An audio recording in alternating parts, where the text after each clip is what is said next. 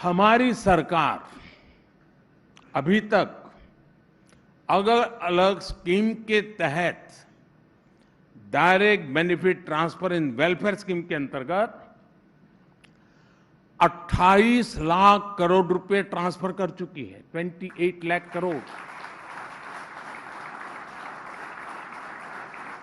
अब आप सोचिए, राजीव गांधी जी ने जो कहा था उसी बात को मैं आज के साथ जोड़ूं तो 1 रुपये में से 15 पैसा पहुंचता वाली बात को पकड़ूं तो 85% यानी कि 24 लाख करोड़ ये रकम किसी के जेब में चली गई होती, किसी ने लूट लिया होता, रफा दफा हो गई होती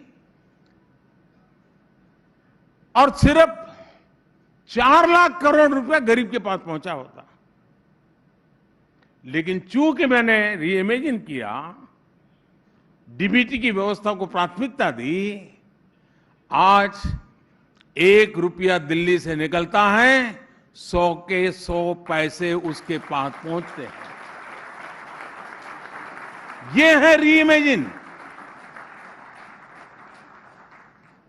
साथियों, कभी नेहरू जी ने कहा था कि जिस दिन हर भारतीय के पास टॉयलेट की सुविधा होगी, उस दिन हम जान जाएंगे कि देश विकास की एक नई ऊंचाई पर है।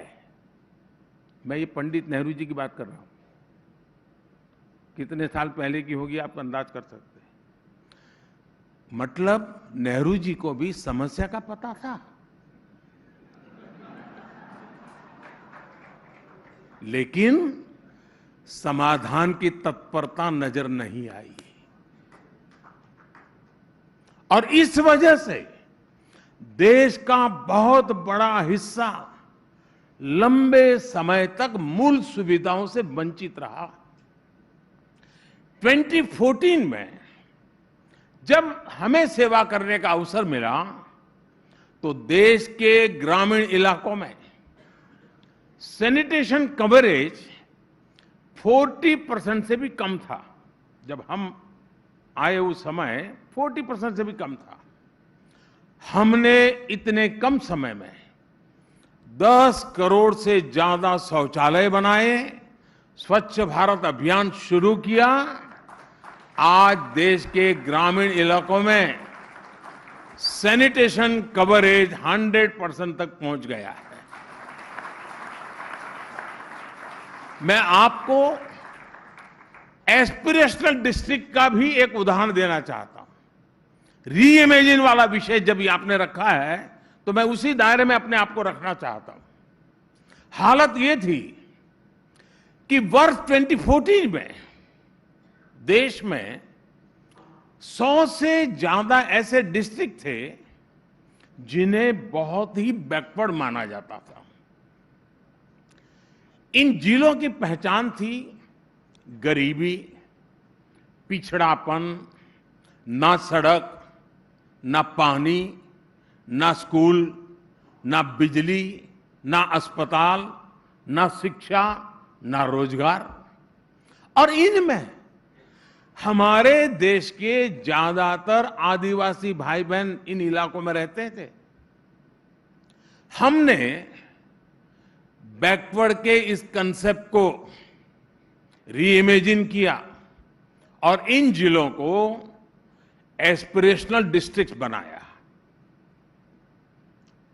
पहले इन डिस्ट्रिक्ट्स में ऑफिसर्स को पनिशमेंट पोस्टिंग के रूप में भेजा जाता था। आज वहां बेस्ट एंड यंग ऑफिसर्स को डेप्यूट किया जाता है। आज central government, PSUs, state governments, district administration सभी मिलकर इन डिस्ट्रिक्ट के टर्न अराउंड के लिए पूरी मेहनत से काम कर रहे हैं। इसके कारण हमें बेहतर रिजल्ट्स भी मिलने लगे और इसका रियल टाइम मॉनिटरिंग हो रहा है जी। टेक्नोलॉजी का भरपूर उपयोग किया जा रहा है। अब जैसे उत्तर प्रदेश के एस्पिरेशनल डिस्ट्रिक्ट फतेहपुर में इंस्टीट्यूशनल डिलीवरी अब 40% से बढ़कर के 91% हो गई है और उसके कारण माता मृत्यु दर, शिशु मृत्यु दर में बहुत बड़ी कमी आई है। मध्य प्रदेश का एस्पिरेशनल डिस्ट्रिक्ट बड़वानी, वो पूरी तरह इम्यूनाइज बच्चों की संख्या 40% से बढ़कर के 90% हो गई है। बच्चों की जिंदगी की चिंता हुई।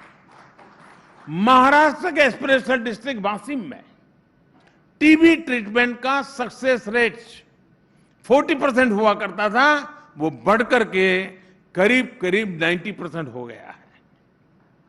कर्नाटका के एस्पिरेशनल डिस्ट्रिक्ट यादगीर में अब ब्रॉडबैंड कनेक्टिविटी से जुड़ी ग्राम पंचायतों की संख्या 20% से 80% पहुंच गई है।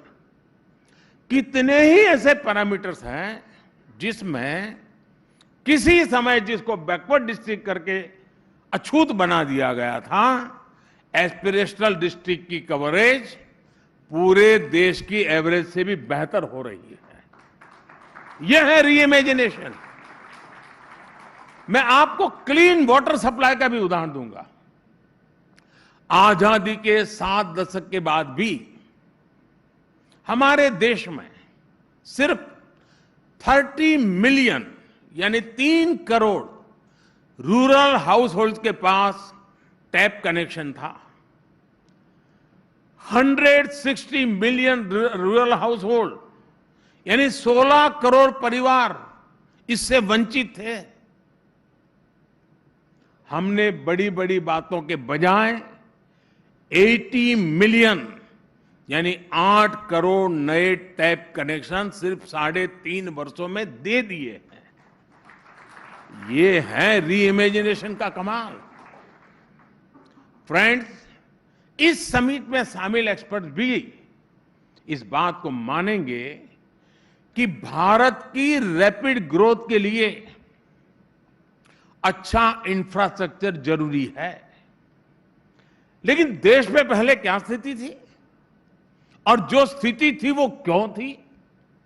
इवन ईटी में तो बड़े बड़े एडिटोरियल्स इस पर छपे हैं, लोगों ने अपनी ओपिनियन दी है और उनमें जो बात प्रमुखता से रही है वो ये कि हमारे यहां इंफ्रास्ट्रक्चर से जुड़े फैसलों में देश की जरूरत को कम देखा जाता था और राजनीतिक महत्वाकांक्षा को प्राथमिकता दी जाती थी।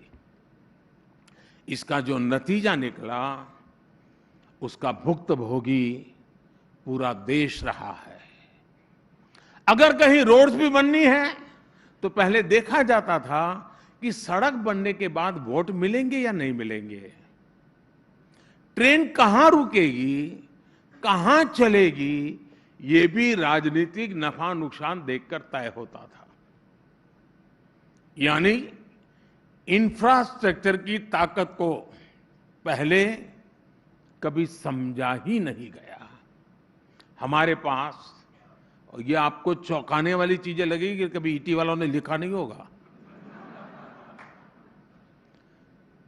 दुर्भाग्य है जी, हमारे यहां डैम्स बनते थे लेकिन कैनाल नेटवर्क नहीं बनता था। आप सोच सकते हैं 6 मंजिला मकान बने और लिफ्ट भी ना हो और स्टेयरकेस भी नहीं हो, ऐसा सोच सकते हैं आप? डैम बने और कैनाल ना हो। लेकिन शायद उस समय ईटी को देखना उचित नहीं लगा होगा।